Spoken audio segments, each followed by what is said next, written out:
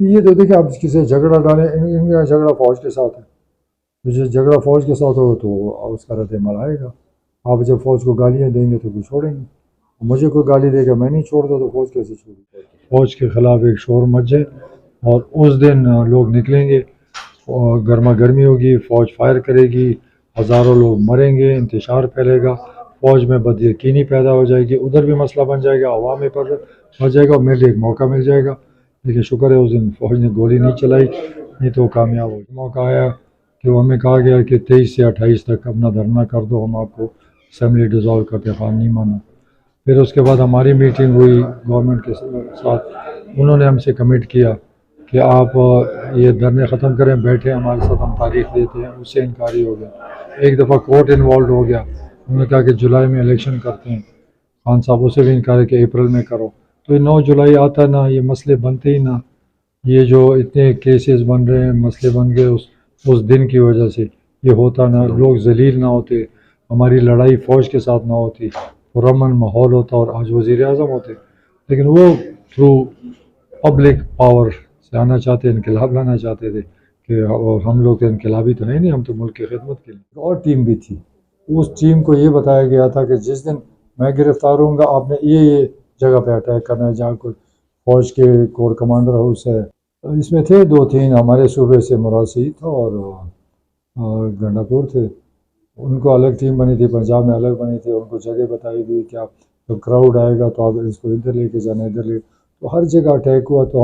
ہم تو پولیٹیکل لوگ ہیں، ہم گورنر ہاؤس جاتے تو پھر بھی کوئی بات تھی، پرائم منسٹر ہاؤس کے بعد احتجاج کرتے، وزیروں کے گھروں کے بعد احتجاج کرتے، تو پھر تو اور کچھ نہیں تھا۔ لیکن ہم اپنے فوجی اداروں کے خلاف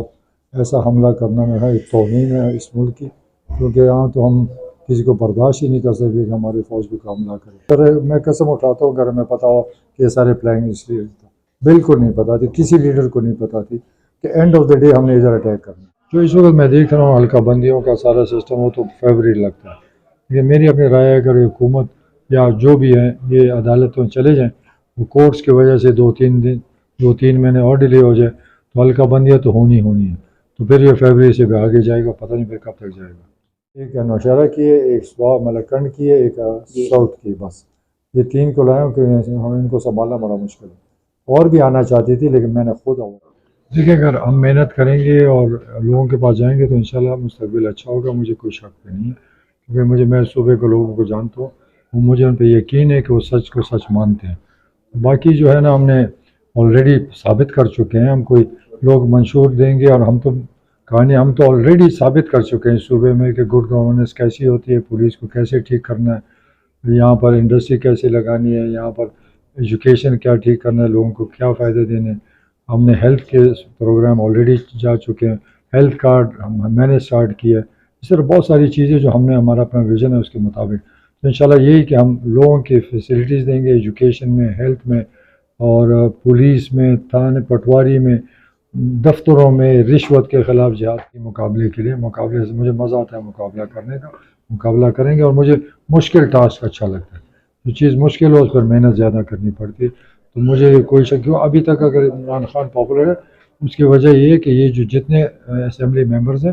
اس میں 60% میں لے کر آؤں، یہ سارے الیکٹیبلز ہیں،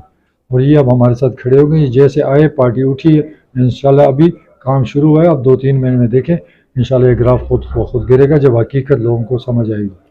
دیکھیے کچھ لوگ ایسے ہیں یہاں پر جو الیکٹیبل ہے جن کا اپنا ووٹ ہے ہمارے ساتھ کھڑا ہو گیا، جس کا اپنا ووٹ نہیں ہے اور پی ٹی آئی کے ووٹ کا انتظار کرے وہ نہیں آئے، اور ان لوگوں کی پھر ہم کیا کریں گے؟ ان سے ہمارے ساتھ بہتر لوگ ہیں ہمارے پاس ان حلقوں میں، بہت سارے لوگ ہیں، ابھی آپ کچھ دنوں میں دیکھتے جائیں گے روز نئی شمولیت آئے گی، ڈفرینٹ پارٹیوں سے ڈفرینٹ کردار، اچھے فیملیز آئیں گی، تو خالی ہم پی ٹی آئی کے ایم پی ایس پہ ڈپینڈ نہیں کرتے، ہمارے تو 70 ایم پی ایس تھے اور 125 میں کوئی ختم نہیں ہو رہا، میرا خود کیس چل رہا ہے، کسی کا کیس معاف نہیں ہے، میرا خود میں بی آر ٹی کا کسی نے بنایا ہوا ہے وہ کیس چل رہا ہے۔ لیاقت خاطر تو ہمارے اختلاف ہے، ہم الیکشن مقابلہ کریں، ڈاکٹر عمران لنڈن میں اس کی بیٹی کے وہ ہو رہے ہیں ایگزامز ہو رہے ہیں، وہ ایک ہی بیٹی ہے اس کی اور LLM کر رہی ہے، اور وہ